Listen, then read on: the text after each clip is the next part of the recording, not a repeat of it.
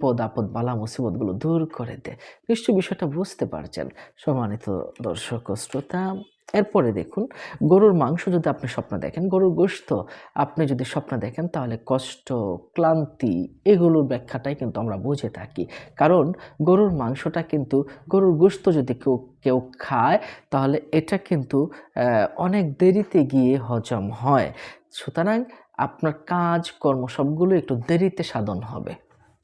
কারো মতে আমরা যদি গরুর গোশতটা ভুনা বা ভাজা হয় এমনটা যদি দেখে তাহলে ভয়, ভীতি এবং এইগুলো থেকে নিরাপত্তা লাভ করবে এবং এই ভয় ভীতিগুলো দূর হয়ে যাবে ইনশাআল্লাহ। যদি গরুর দেখে, স্ত্রী গর্ভবতী হয়, একজন লোক যদি দেখছে গরুর ভুনা দেখেছে, গরুর গোশত দেখেছে, হ্যাঁ? তাহলে তার স্ত্রী যদি গর্ভবতী হয় তাহলে পুত্র সন্তান জন্মগ্রহণ